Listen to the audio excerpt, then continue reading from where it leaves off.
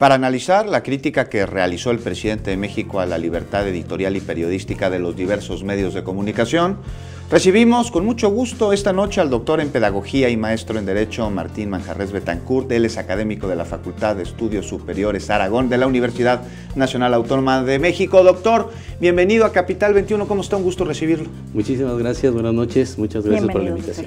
Doctor, ¿considera usted que las declaraciones del día de hoy del presidente López Obrador en referencia, las críticas a compañeros periodistas atentan con el derecho de expresión y con el libre ejercicio de los periodistas para llevar a cabo nuestra profesión, nuestro oficio? Desde mi punto de vista muy particular y muy humilde, me parece que sí.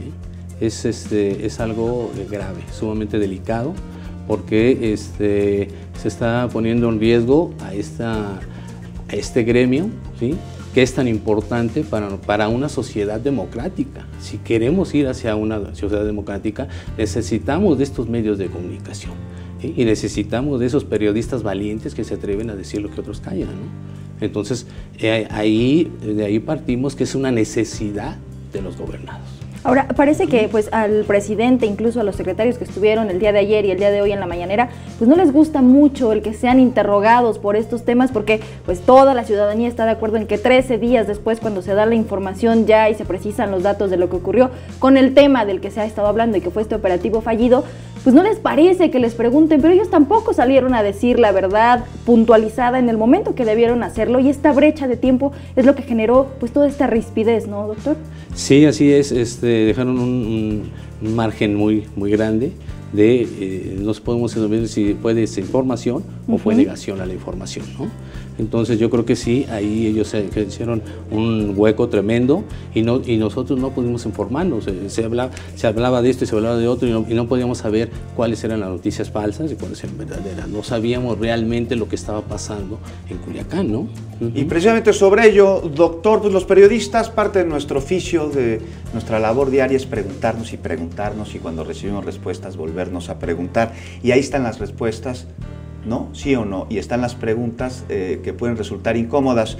Y los periodistas vamos a seguir preguntando, pero ¿hasta dónde las autoridades están obligadas a responder para no poder comprometer un asunto que sea de seguridad nacional? No es una concesión, es un derecho fundamental, ¿sí? Está consagrada en nuestra Carta Magna y está consagrada en estas convenciones internacionales, ¿sí?, como es la Declaración Universal de Derechos Humanos, ¿sí?, como es este Congreso Internacional de Derechos Políticos y Civiles. Están consagrados ahí en nuestro artículo 1 constitucional, en nuestro artículo 6 y 7, ¿sí?, en donde tenemos ese derecho a la información, y quieren mejor que los periodistas son los que tienen el derecho a cuestionar. Doctor, pero entonces dígame, ¿cómo? ¿Las autoridades están obligadas a responder cualquier pregunta que le haga un periodista? Sí. ¿Todas? Sí. Así es, ¿sí? Si atendemos a estos derechos humanos fundamentales, sí, cualquiera que sea, ¿sí? Y ellos están obligados a dar una respuesta.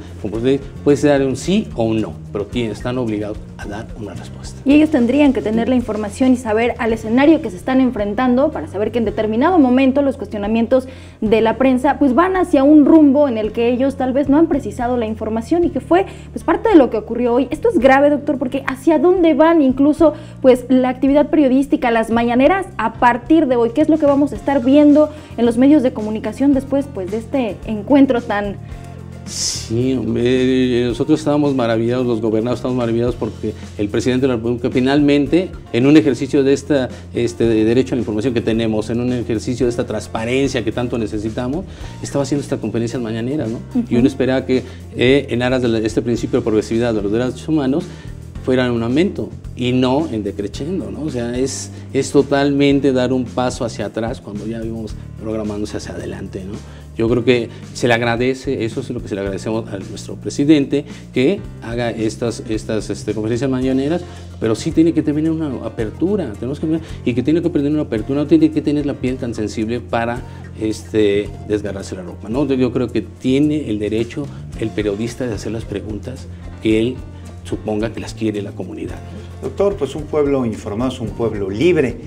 Y le preguntamos, como especialista en leyes, ¿Qué herramientas jurídicas podemos nosotros los periodistas buscar, encontrar, exigir para que las autoridades respondan todas las preguntas que nosotros les formulamos y con ello informar a la sociedad? La encontramos aquí, principalmente no tenemos que ir tan lejos, no tenemos que ir a las convenciones internacionales, la encontramos aquí en nuestra Constitución, ¿sí? Está regulado en el artículo primero, en el artículo 6º y 7º. Está sumamente regulado ahí, ¿sí? No solamente en nuestro derecho a expresar nuestras opiniones, sino también a investigar. Y si vamos a una investigación, ¿cómo investigamos? Preguntándonos. ¿Qué es lo que ustedes hacen? Preguntar, cuestionar a las autoridades. Y que se siga cumpliendo con este ejercicio hasta donde la ley lo permita, sin pasar por encima de ella y por supuesto cuidando aquellas información que pueda ser confidencial y que las autoridades justifiquen el por qué no se pueda revelar, ¿no? No simplemente esconderla y decir no la tengo o no la voy a decir, siempre todo, pues como lo ha dicho el presidente, ¿no? Así es, sí. Si vamos en el contexto histórico, si vemos el alcalde de Nueva York, Sullivan, ¿sí? Cuando demandó a New York Times, sí, la Corte Suprema de Estados Unidos declaró favorable al New York Times.